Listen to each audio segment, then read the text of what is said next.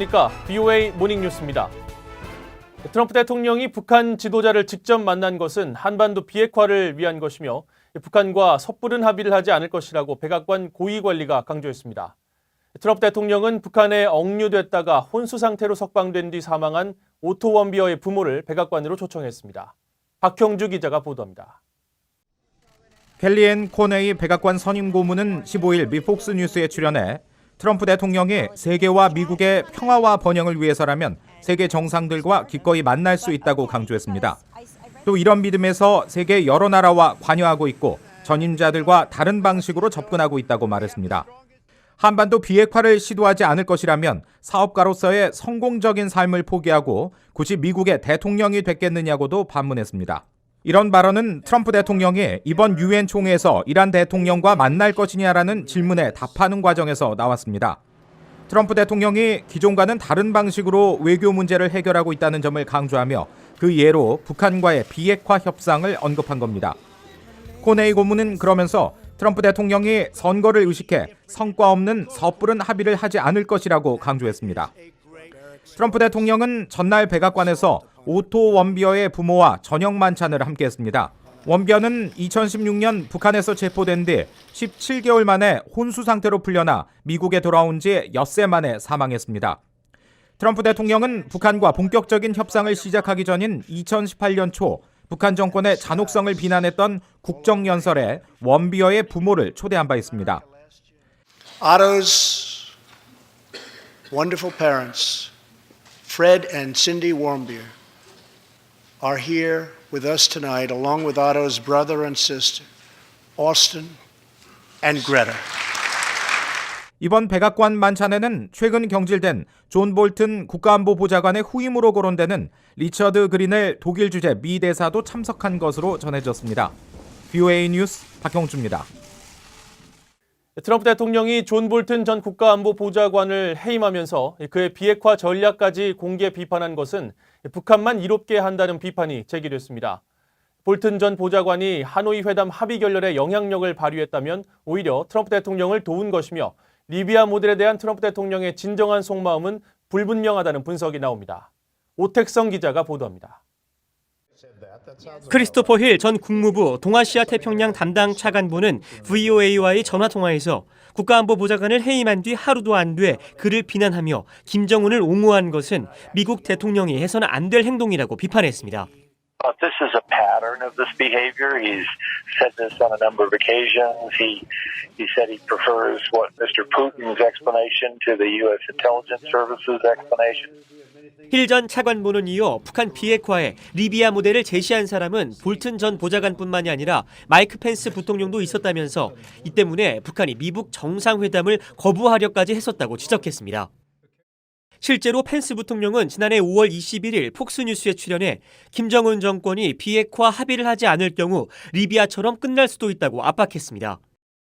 데이비드 올브라이트 과학국제안보연구소 소장은 볼튼 전 보좌관이 결과적으로 트럼프 대통령을 도왔다고 지적했습니다.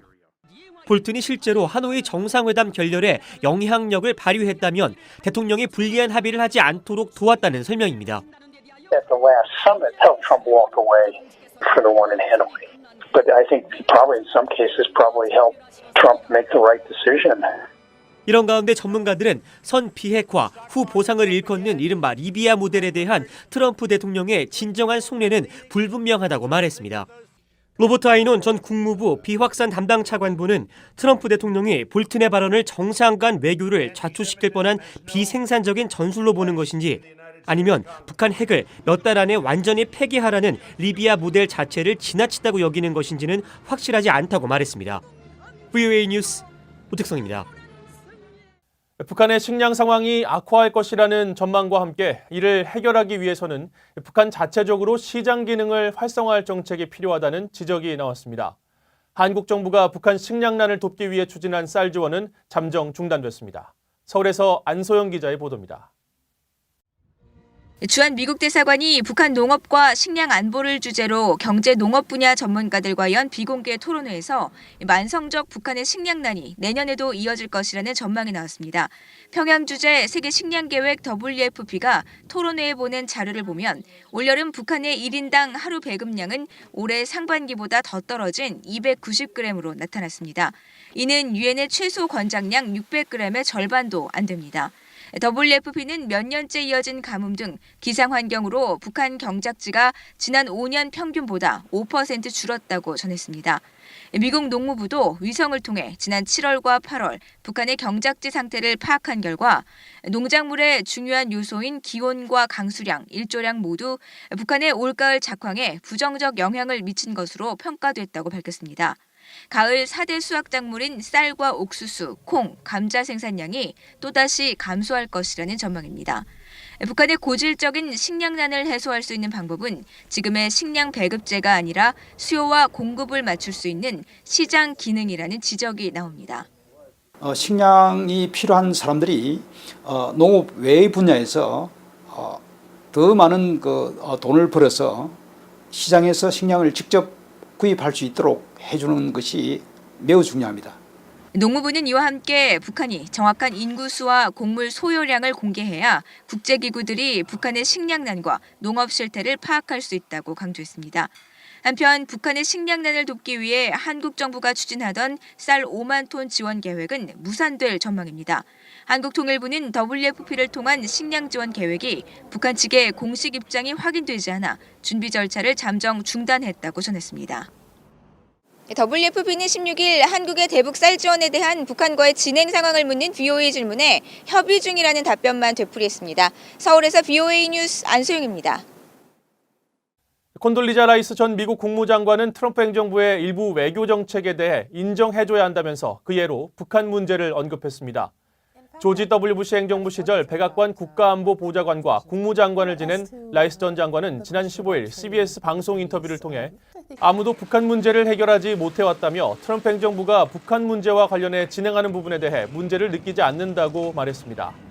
라이스 전 장관은 이어 미국의 외교 정책의 인내를 강조하면서 우리는 한국이 침입당하지 않도록 평화를 지키며 인내해왔고 도움이 되었다며 지금은 조급함을 느끼고 있지만 인내에 대한 공감대가 형성되길 바란다고 말했습니다.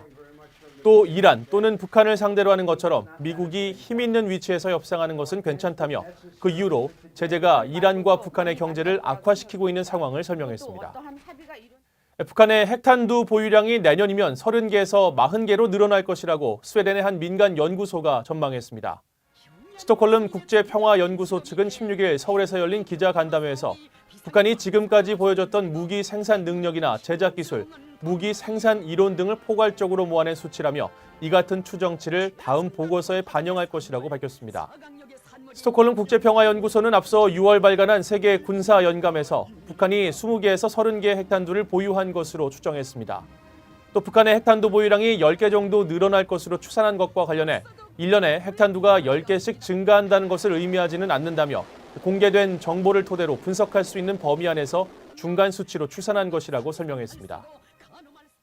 미 국가지리정보국이 북한의 군사시설과 동향을 정밀하게 파악하기 위해 민간 고해상도 위성사진 제공업체와 신규 계약을 체결했습니다.